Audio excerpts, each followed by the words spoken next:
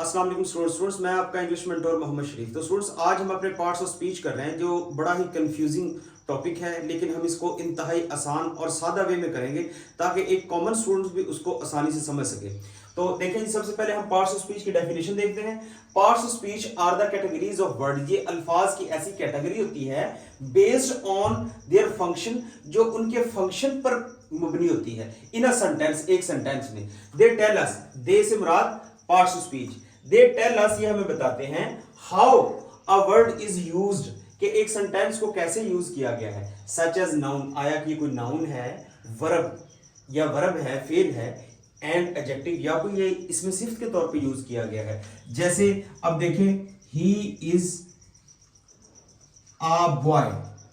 तो अब इस सेंटेंस को देखें तो जो इसमें ही है ये क्या है, ये प्रोनाउन है।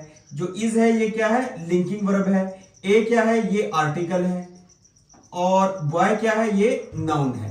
तो ये देखिए, ये सारे जो हमें जो इनकी वर्ड की जो स्पेसिफिकेशन बता रही है, ये हमें पार्ट्स ऑफ स्पीच ही बता रहा है कि ये फला वर्ड फला चीज है।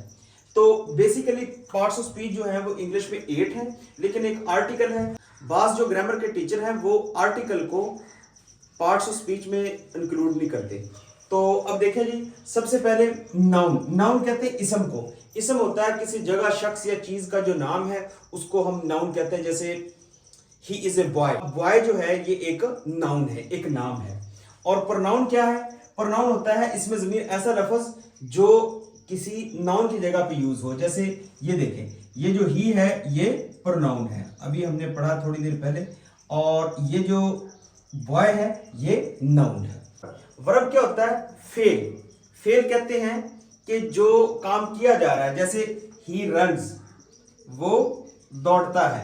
अब इसमें जो रन्स है ये वर्ब है, एक फेल है। इसके आगे फर्दर जो है वो इसकी किस्में हैं, लेकिन वो हम अपने अगले लेक्चर्स में जो करेंगे। तो उसके बाद है एडजेक्टिव। एडजेक्टिव कहते हैं इसमें सिफ्त को। जैसे अब फॉर एग्जांपल लिखें, he is a good boy. अब जो गुड है ये एडजेक्टिव है, ये बॉय को क्वालिफाई कर रहा है, यानी ये बॉय बॉय की वजाहत कर रहा है। तो ऐसा लफ्ज जो नाउन की वजाहत करे और उसके मीनिंग में इजाफा कर दे तो उसको कहते हैं एडजेक्टिव। उसके बाद है एडवर्ब। एडवर्ब कहते हैं फेल सिफ्त। फेल सिफ्त। अब जैसे फॉर एग्जांपल एक लफ्ज है ही वॉक्स, वो चलता है, तो ये हमारा हो गया वर्ब। लेकिन अगर हम इसके साथ एक वर्ड ऐड कर दें स्लोली, तो अब जो स्लोली है इसने वॉक्स के मीनिंग में इजाफा कर दिया है, तो अब ये बन गया एडवर्ब। ऐसा लफ्ज जो वर्ब के मीनिंग में इजाफा करे उसको क्या कहते हैं, उसको एडवर्ब कहते हैं। उसके बाद देखिए आप प्रेपोजिशन। प्रेपोजिशन क्या होती है, हरफे जार। हरफे जार क्या होता है कि ऐसा लफ्ज जो दो नाउन या प्रोनाउन के दरमियान रिलेशन कायम करे उसको प्रेपोजिशन कहते हैं। जैसे there is a book lying on the table. अब आप देखिए कि इसमें जो ऑन है ये प्रेपोजिशन है। क्यों?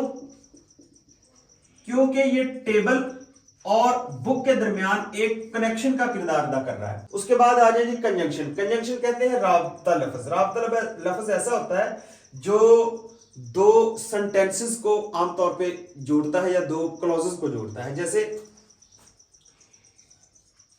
he is a boy and he is a good student। अब आप देखिए कि जो इसमें एंड है ये हमारा कंजंक्शन है। एंड हमारा क्या है, वो कंजंक्शन है। ये दो सेंटेंस जो थे उसको इसने जोड़ दिया है। उसके बाद होता है इंटरजेक्शन। इंटरजेक्शन कहते हैं ऐसा लफ्ज कि जो खुशी या हैरत के इजहार के लिए हम उसको यूज करें तो उसको इंटरजेक्शन कहते हैं। जैसे एक लफ्ज है हुर्रा। हुर्रा, वो वन द मैच, आहा हम मैच जीत गए। अल्लास, ही रून्ड, अल्लास के वो तबाह हो गया। इस तरह के जो सेंटेंस के लिए इंटरजेक्शन यूज करते हैं। और एंड पे है हमारा आर्टिकल। ये इसको बाज जो ग्रामर टीचर हैं वो इसको नहीं मानते कि ये पार्ट्स ऑफ स्पीच में है। तो आर्टिकल ए, एन और दी, इसको कहते हैं ये हमारा आर्टिकल है। तो इसको भी हम अपने डिटेल लेक्चर में पढ़ेंगे इंशाल्लाह।